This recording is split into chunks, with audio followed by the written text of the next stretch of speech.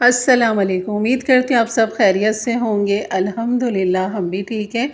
और यहाँ पर आज मैं आपको बनाना सिखाऊंगी, जैसे कि सीज़न है केरियों का, तो इसमें ये लौंजी जो है ना बहुत ही मज़ेदार बनती है। तो जब तक केरियों का सीज़न है तो बिल्कुल इस तरह की मज़ेदार रेसिपियों को ज़रूर इंजॉय करें और केरी के भरपूर आप फ़ायदे उठाएं। जैसे कि मैंने अपनी पिछली वीडियो में इसके कुछ फ़ायदे आपके साथ शेयर किए थे। खट्टी मीठी केरी भी कह सकते हैं आप इसे, और केरी की लौंजी भी कहते हैं इसे। तो चलिए बनाना शुरू करते हैं यही मज़ेदार सी केरी की रेसिपी। बिस्मिल्लाहिर्रहमानिर्रहीम। यहाँ पर मैंने ले ली है आधा किलो केरी, जिसको खूब अच्छा सा धो लिया था। उसके बाद अब मैं इसको यहाँ पर इसके छिलके हमने उतार देने हैं इसके, और बहुत कच्ची कच्ची सी केरियाँ आई हुई हैं, तो बहुत ज़बरदस्त है। आप इसको बहुत अच्छा फ्रीज़ भी कर सकते हैं। तो आपने केरियों की इस तरह पतली पतली फाँकें बना लेनी है। अभी इसके अंदर गुठली नहीं है, यानी कि सिर्फ वाइट वाला ही पार्ट है गुठलियों का। बाकी जो इसका होल है बिल्कुल ही नरम है, सॉफ्ट है। अभी के जैसे केरियों का अचार हम बनाते हैं तो उसके लिए ये केरी भी ठीक है, लेकिन जब तक थोड़ा सा ये हार्ड नहीं हो जाता, एक गुठली नहीं बन जाती, तब तक वो अचार का मज़ा नहीं आता। तो यहाँ पर जो है हमने केरी को इस तरह लंबाई में बारीक बारीक इस तरह काट लिया है, जैसे कि आपको नज़र आ रहा है। तो यहाँ पर इस तरह आप काट लें या फिर छोटे चकोर पीस कर लें, जैसा आपका दिल करे।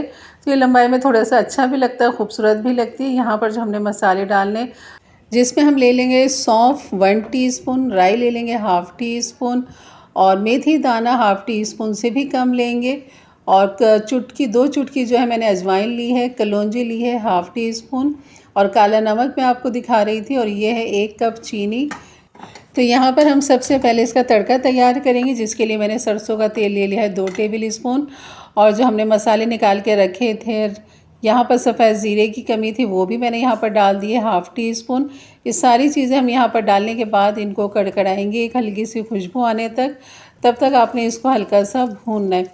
जैसे इसमें हल्की सी खुशबू आने लगे तो बस यहाँ पर अब आप डाल दीजिए काला नमक ½ टीस्पून, हल्दी डाल दें 2 चुटकी, और कुटी हुई मिर्च डाल दें यहाँ पर 1 टीस्पून, और इनको भी हल्का सा हमने भुनना है। आज जो आपने बहुत हल्की आंच रखनी है, यानी कि मीडियम लो हीट रखनी है आपने, तेज़ आंच नहीं रखनी, बिल्कुल दम वाली आंच पे से थोड़ी सी तेज़ आपने रखनी है।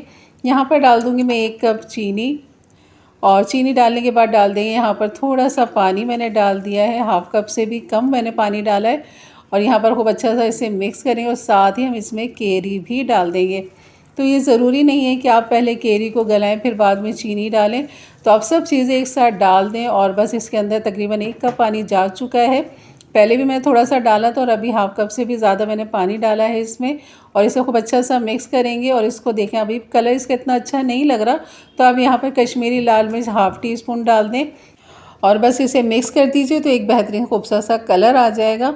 और जैसे इसमें उबाल आएगा तो आँच हल्की करके इसको मीडियम लो पे हमने पकाना है, तब तक जब तक केरी गल नहीं जाती और इसका पानी खूब अच्छा सा ड्राई नहीं कर लेते। ये देखें, बहुत हल्की आंच पे मैं इसे पका रही थी। अभी आप देखें इतने ज़्यादा बबल्स नहीं आ रहे, और अभी इसमें काफ़ी लिक्विड मौजूद है, हमें इतना पतला नहीं चाहिए। तो यहाँ पर केरी हमारी बिल्कुल गल चुकी है, चमचे से भी मुझे अंदाज़ा हो रहा था। आपको थोड़ा सा मैं मैश करके भी दिखा देती हूँ।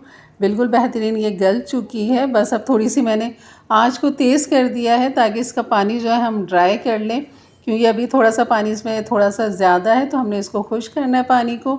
और थोड़ी सी ग्रेवी हमने हल्की सी रखनी भी है, वो बहुत अच्छी लगती है। आप पराठे के साथ, साथ ही रोटी के साथ, घर की रोटी के साथ आप खाएँ, लेकिन बहुत ही लजीज, ये लाजवाब लगती है। जैसे अभी गुठलियाँ आ जाएंगी, गुठली वाली केरी आ जाएगी, तो उसके साथ भी लौंजी बहुत ही अच्छी लगती है। और यहाँ पर आपको इसकी थिकनेस दिखा रही हूँ, मैंने चूल्हा बंद कर दिया है। तभी अच्छी खासी सी थिकनेस से ठंडा होगा तो मज़ीद और हो जाएगा। तो बस अब आपको डिश आउट करती हूँ और इसकी लुक मैं आपको दिखाती हूँ। तो ये बहुत ही फ़ायदेमंद है। केरी की लौंजी जो है ना, ये बिल्कुल बना के हमेशा अपने फ्रिज में रखें जब तक इसका सीज़न है।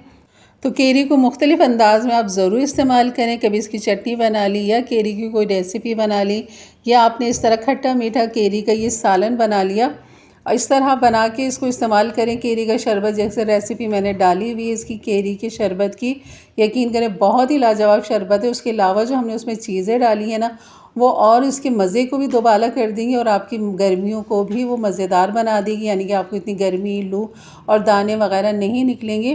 तो बहुत ही ज़बरदस्त शरबत है, तो उसको ज़रूर आप बनाइए। तो यहाँ पर हमारी केरी की जो लौंजी है बिल्कुल तैयार हो चुकी है जनाब। तो अपने दस्तरखान की बिल्कुल ज़ीनत बनाएं। तो अपने रोज़मर्रा खानों के साथ ये खट्टी मीठी केरी की ज़रूर लौंजी या खट्टी मीठी चटनी केरी की आप ज़रूर रखें। और ये थी मेरी आज की रेसिपी। अच्छी लगी तो लाइक कर दीजिएगा। मेरे चैनल पे नए आए हैं तो ज़रूर सब्सक्राइब करके जाइएगा। बेल के बटन को क्लिक कर दें, ऑल के बटन को प्रेस कर दें ताकि मेरी वीडियो की नोटिफिकेशन हमेशा आपको सबसे पहले मिले। और अपने दोस्त अहबाब में, अपने प्यारों में ज़रूर शेयर करें ताकि वो भी ये बेहतरीन सी रेसिपी इंजॉय कर सकें। तो इंशाल्लाह मिलते हैं फिर एक अच्छी नई रेसिपी के साथ। तब तक के लिए इजाज़त दें। अपना बहुत सारा ख्याल रखें, दुआओं में याद रखें। अल्लाह हाफिज़।